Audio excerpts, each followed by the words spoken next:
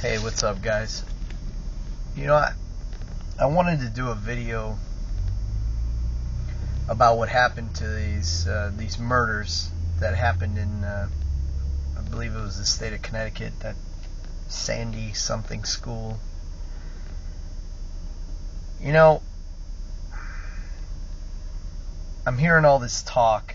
Let me put it like this. I got two boys of my own, and it's if you've got children and you hear about things like this, it's just, you can't even fathom what these parents must be feeling to have lost their children in this, senseless, meaningless situation.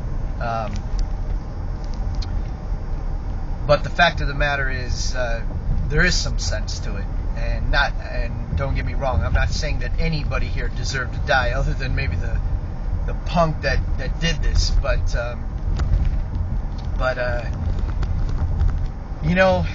I'm hearing, as a result of what happened, I'm hearing now all this talk about more gun control laws and such, and the limiting of the types of weapons that can be sold, and limitations on the availability of them, and waiting periods and all that kind of stuff. And what I'm here to say is that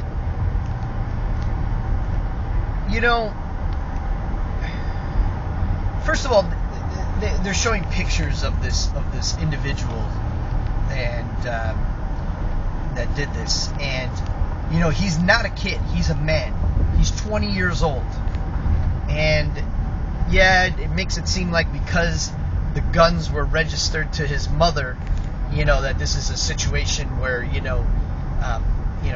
has to do with adolescence.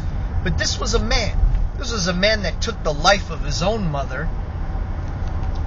and then used her guns to kill all these innocent people. Now, if the mother were still alive, just like in any other situation, she should be, approached by the authorities after what happened and say, look, these were your guns used, your weapons used in murders, and we want to know how, it happens to be your son, but how your son got his hands on these weapons. Well, maybe that was part of the reason why he killed his mother, because that was the only way he was going to be able to get those weapons. We don't even know whether those weapons were secured or not. They're not saying. Maybe they were properly secured, and maybe that was the only way that he was going to get his hands on those guns to do what it was that he wanted to do. We don't know this yet. We're hearing all these bad things about the mother, about how she used to take him shooting and all this kind of stuff, but we don't know the specifics. So time is needed for that. The investigation needs to occur. But my point in saying all this is that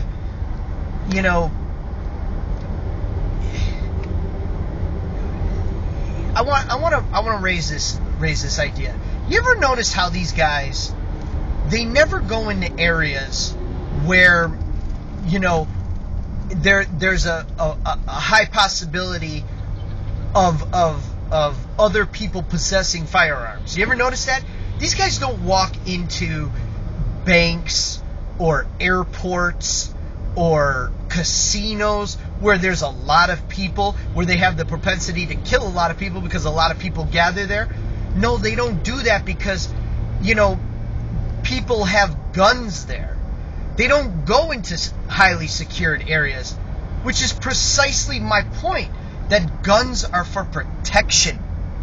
The gun is not the reason why this happened. Maybe had the school had this kid understood that the school had security there, and that with the possibility that teachers had accessibility to firearms, that he would have never went there. And that proves proves my point. This is not a time to be thinking about how we need to take guns away from people.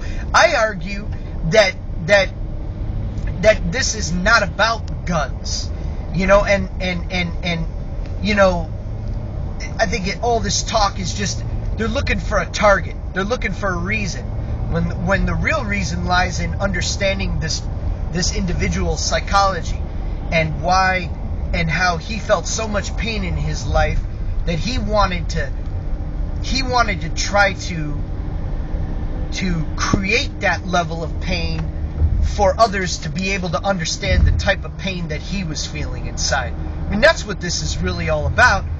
And our ability to understand why this kid felt the pain that he felt, and society's ability to identify someone who is experiencing that level of pain and trying to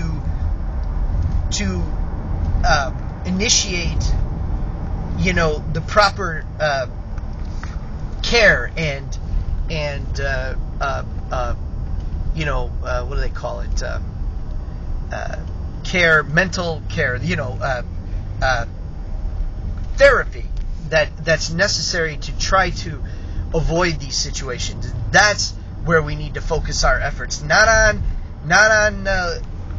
new laws that need to further limit guns, because I truly believe you're only hurting people that, I mean, look at this. Here's another way of thinking about it.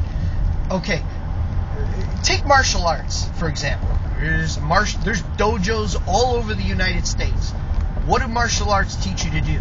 They teach you how to defend yourself. But at the same time, they're giving you skills. They're teaching you skills that you could use in a way to kill someone, okay? And to commit murder.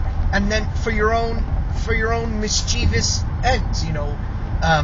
So when someone's killed by someone who understands forms of self-defense and who apply aspects of martial arts in their killing, whether it be a bar fight or just, you know, through anger for revenge, you know, do we start saying, you know, we need to maybe think about, you know, the extent to which we allow martial arts to be taught in this country, or you know, do we when a guy gets, you know, into his car after having had too much to drink and, you know, drives home and takes out an innocent mother and her kids, you know, and kills them all, and he survives, do we start saying to ourselves, you know, we really need to think a little bit more about automobiles? Maybe automobiles should be, you know, we should only make cars that go 30 miles an hour, 35 miles an hour,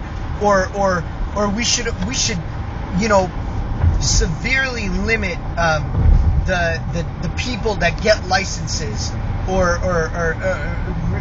severely restrict licenses, automobile licenses. No, we don't do that, because that doesn't make any sense.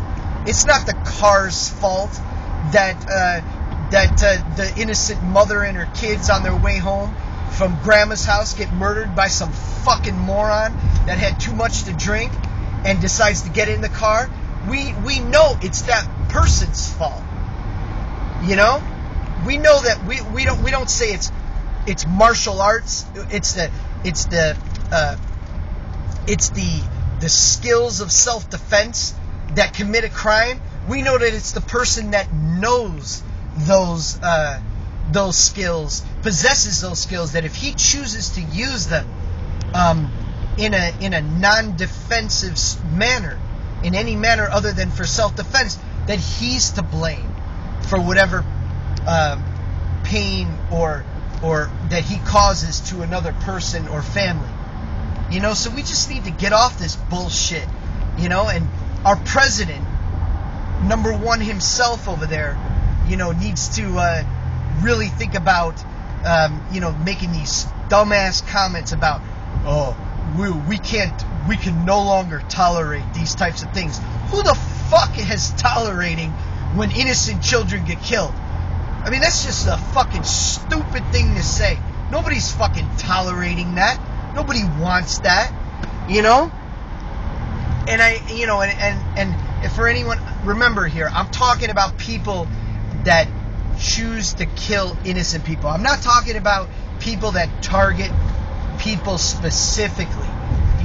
They might, be willing to accept some risk to kill them. But I'm talking about these guys, how these psychos that just, they kill random. But it's not entirely random. They go in areas where security is low, where there's an unlikelihood that people possess firearms to stop them from what they're doing. They've already released out into the media that this kid had notes in his room or information in emails on his computer that were saying that he was trying to achieve maximum lethality. Well, how else do you do that? You go to areas where people aren't going to be able to stop you. You don't see these guys running into the hood, shooting up all these people. You see them go into dark movie theaters. You see them go to schools. You see them where security is relatively low, where it's unexpected, where it's otherwise unnecessary. Because people generally don't go to schools to kill people. They don't go to movie theaters to kill massive amounts of people. They might go in and target someone specific, but this is not one of those situations again. This is a psychological situation, a psychopathic situation. Anyways, that's all I have to say.